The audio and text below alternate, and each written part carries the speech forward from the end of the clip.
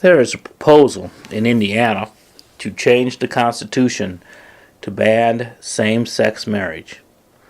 When asked why H.J.R. 6 is necessary, some reply, "It was Adam and Eve, not Adam and Steve." I suppose this is some attempt to call us back to biblical family values. Adam and Eve, so the story goes, were the only two people on earth. They had 2 sons. After Cain killed Abel, he moved east of Eden to take a wife. What was this wife if she was not human? Later in Genesis, Abraham marries his half-sister Sarah, lets her sleep with Pharaoh for political reasons, and when Sarah could not bear children, he had sex with her slave Hagar. When Sarah did have a son, Isaac, Abraham attempted to sacrifice him to God. Later, in the story of Jacob, he married Leah and had kids with her, even though he wanted her sister Rachel. So he married her also. He had 2 wives and 12 kids, who fathered the 12 tribes of Israel. King David was married when he saw another man's wife bathing.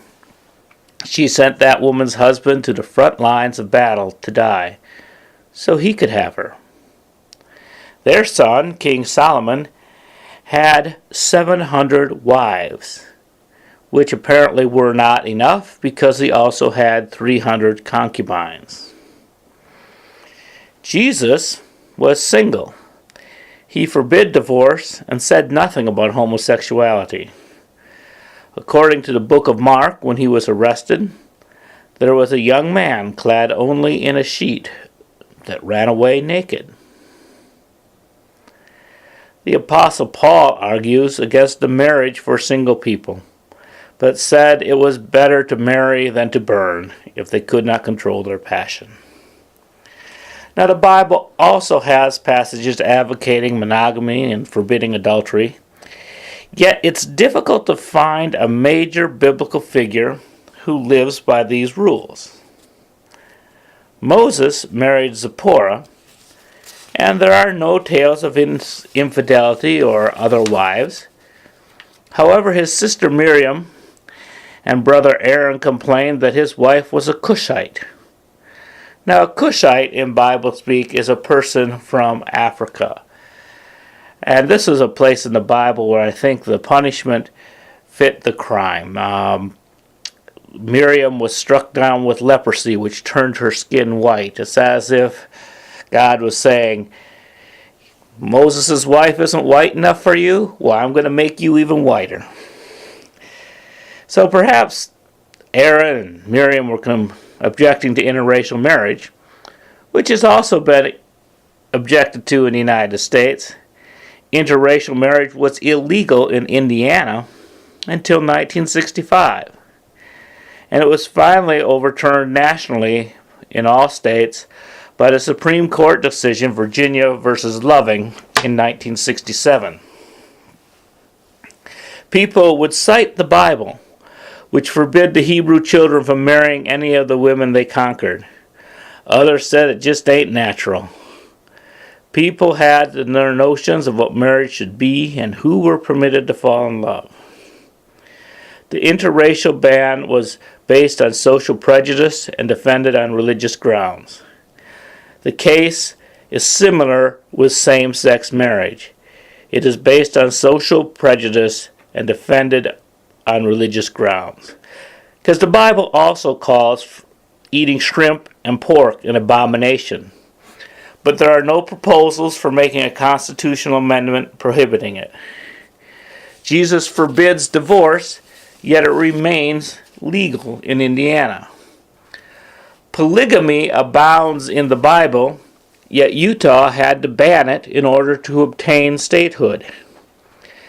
Those who claim to object to same-sex marriages on religious grounds are hypocrites unless they advocate for all the provisions of the Bible, including this tidbit from Deuteronomy 22. If a man happens to meet a virgin who is not pledged to be married and rapes her, and they are discovered, he shall pay the girl's father 50 shekels of silver. He must marry the girl, for he has violated her. He can never divorce her as long as he lives. So if this little girl gets pregnant, not only is she forced to carry the baby to term, she must marry the rapist. That is some weird expression of God's providence. Some will argue that we cannot follow all the ancient Hebrew laws because times have changed. I agree. And it is time to change the laws forbidding same-sex marriage. Now, there are some marriage prohibitions that still make some sense to me. It seems that some people are too young to be married. Now, other cultures have child marriages, but in America we have tried to protect children from sex and marriage. But these laws are pretty arbitrary. We haven't figured out what the exact age is that someone is mature enough. I know people who are in their 50s who probably aren't mature enough to be married. The age of sexual consent in the United States ranges from 16 to 18 in various states. The age of consent in Indiana is 16. But one must be 18 to marry without the parents' permission. So if you put these two laws together, it seems to promote premarital sex for 2 years before allowing people to marry of their own accord. It's worse in Mississippi, where the legal age to marry is 21, but the age of consent is 16. Thus, people are legally allowed to have sex for 5 years before marrying. Though there is a general sense that people should wait until they are old enough to fall in love, the laws themselves are arbitrary. And there's another prohibition that makes some scientific sense. When people are too closely related, their offspring are likely to have genetic birth defects if both are carrying recessive genes. 20 states allow first cousins to marry, and 23 states forbid first cousins to marry. Now, Indiana allows first cousin marriage if both are over 65. So if you have a hot cousin, all you have to do is wait. And if waiting to age 65 is too long, slip across the border to Illinois, where you only have to be 50. Or, if one of you is unable to reproduce, first cousins can marry in Illinois, Wisconsin, Arizona, and Utah.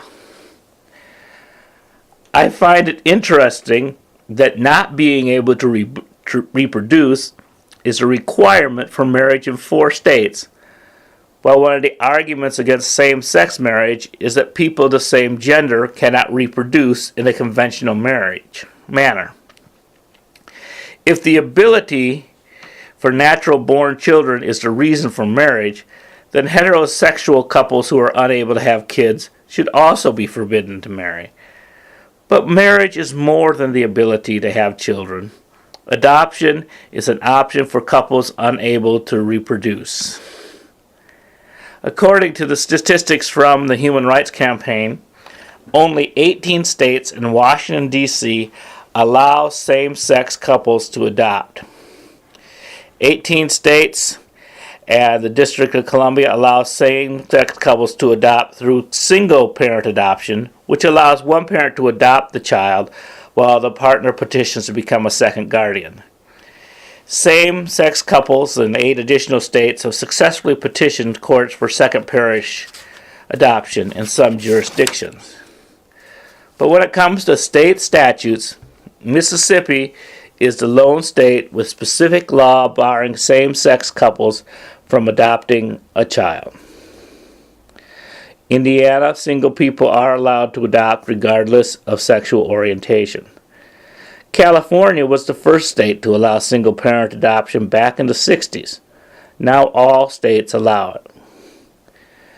I cite these examples because the definition of marriage and family are evolving and changing. We are moving from a system that is rigid and based on religion and property laws and ethnic categories, and the emphasis is shifting to personal choice. No one should be forced to marry or forced to stay in a marriage. People should be allowed to choose their partner. The time is now. Mutual consent should be the overriding moral concern. The government should remain neutral on matters of religion. People who choose a certain religion may choose to follow the marital rules of that religion, but the government should not enforce them. We have certain politicians who say they want to shrink government. They say they want government off of their backs, yet they seem to want government small enough to fit in your underwear. Same-sex marriage is banned by law in Indiana, but some want to enshrine this discrimination in the Indiana Constitution. HJR 6 has passed the legislature once. It needs to pass a second time to be placed on the ballot. Currently, it's stalled while the legislature waits for the Supreme Court to decide on the California same-sex marriage ban. They want to make sure that the language is congruent with that decision. But the pause in the political action at this time does not mean we can pause in our action. We need to talk with others about why same-sex marriage is okay. Gay couples must come out to the degree which is comfortable and safe. Employment discrimination based on sexual orientation and gender identity are illegal, but still occurs under other pretenses, and violence is always possible. Because of this, it is most important that straight allies use their freedom. Talk of the gay and lesbian couples you know. I know a couple in North Carolina that have been together for over 40 years. They are veterans. We have friends who have raised a son. They have a very domestic life. So domestic that one of them told me, "We're here, we're queer, we're just as boring as you." The more we can introduce gay people as human beings, the harder it is for people to whip up fear. When one tries to discriminate against anyone, the strategy is to group them together and say they're trying to take over. They speak ominously of a gay agenda, as if there was a secret meeting held in a bathhouse where perversions were invented and recruitment drives organized. But we need to let people know that gay, lesbian, bisexual, and transgender people are individuals. And their individual agendas are similar to many heterosexual individuals. They want to fall in love, get married, and grow old together. That's it. The scary gay agenda is surprisingly wholesome. If one is worried about gay promiscuity, one should encourage same-sex marriage. If one is worried about straight promiscuity, one should encourage straight marriage. But marriage is not for everyone. Some have tried it and decided never again. Some try it over and over again without success. And some decide never to make the commitment. But each person, everyone, should be free to make their own decision. It's a personal decision. Each relationship is special. As long as it's consenting adults, the government should not interfere. Let love have a chance to bloom.